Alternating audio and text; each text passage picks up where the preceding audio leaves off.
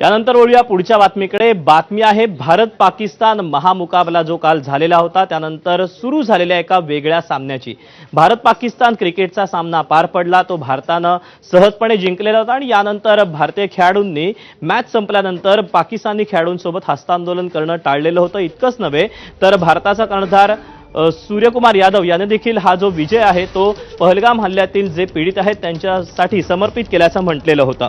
मात्र भारतीय संघाने केलेल्या कृतीमुळे पाकिस्तानी संघाचा तिळपापट झाला असून पाकिस्ताननं आशियाई क्रिकेट परिषदेकडे निषेध नोंदवला। पहलगाम इथे झालेल्या दहशतवादी हल्ल्याच्या पार्श्वभूमीवर आशिया चषक क्रिकेट स्पर्धेत पाकिस्तान विरुद्ध सामना खेळण्यास देशभरातून तीव्र विरोध झाला। या पार्श्वभूमीवर पाकिस्तान विरुद्ध झालेल्या लढतीत भारतीय क्रिकेट संघानं 7 विकेट्स राखून दणदणीत विजय मिळवला।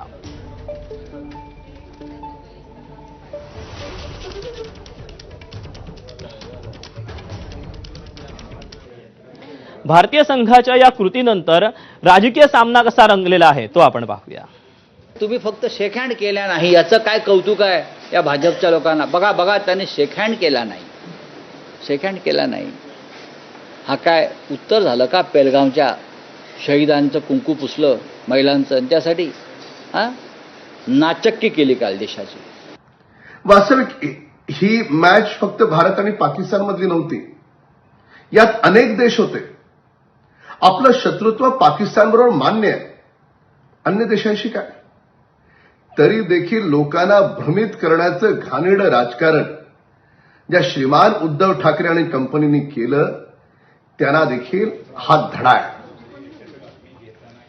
दरम्यान भारतानं पाकिस्तान सोबत सामना खेळून पाकिस्तानला एक प्रकारे आर्थिकदृष्ट्या सक्षम केलेला आहे।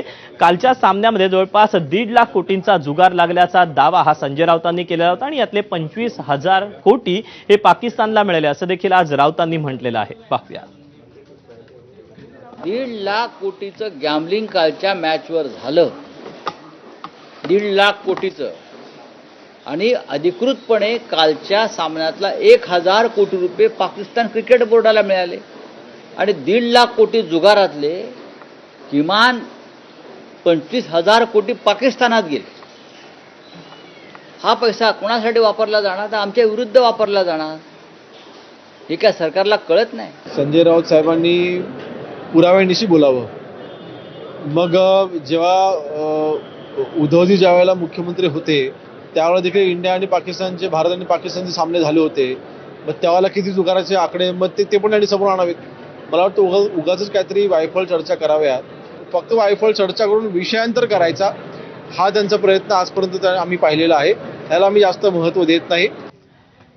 दरम्यान एकीकडे भारत पाकिस्तान सामन्यानंतर राजकारण तापलेलं पाहायला मिळते, तर दुसरीकडे याच सगळ्या पार्श्वभूमीवर पाकिस्तानातल्या निवृत्त खेळाडूंनी देखील आपल्या क्रिकेटपटूंना कसे बोल सुनावलेत, कशी टीका केली त्यांच्यावरती आपण पाहूया। जज्बा है, जोश है, करने की कोशिश भी करते हैं, लड़ते भी हैं और फिर जीतना भी चाहते हैं, मगर हुनर जो है ना, स्किल लेवल, उसके ऊपर काम करना है।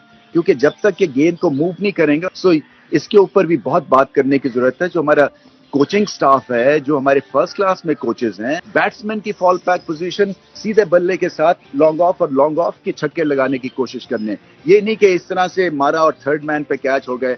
और फिर गेम अवेयरनेस की जरूरत है।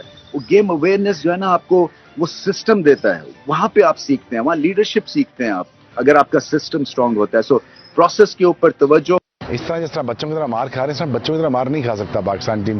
But Pakistan team is being hammered, literally hammered. अगर पाकिस्तान ये इंप्रूव नहीं करेगा और इस तरह खेलता रहेगा बल्लों की तरह, और चल्ले बल्ले नहीं होते, चल्ले और बल्ले उस तरह खेल रहा है और बिल्कुल क्लूलेस खेल रहा है। कोई पता नहीं क्या करना है, किसने बॉलिंग करनी है, किसने बैटिंग करनी है। कप्तान साहब अपना वो जा रहे हैं, टीम वो खा रही है, दे मार 4.5 हो रही है। तो इट्स ए सैड सिनेरियो। तो पाकिस्तान को सोचना है कि करना क्या है। Pakistan needs to gear up. दुनिया has moved on and world has moved on. वो किसी और क्लासिक क्रिकेट खेल रहे हैं, हम वही धकियानुसी आइडियो में फंसे हुए हैं, इससे करा लो उससे करा लो। पता नहीं पाकिस्तान वो 80 क्रिकेट खेल रहा है, वो 80 क्रिकेट नहीं खेल सकता पाकिस्तान अब। But anyway it's a sad scenario, bad loss. Must understand where you standing right now.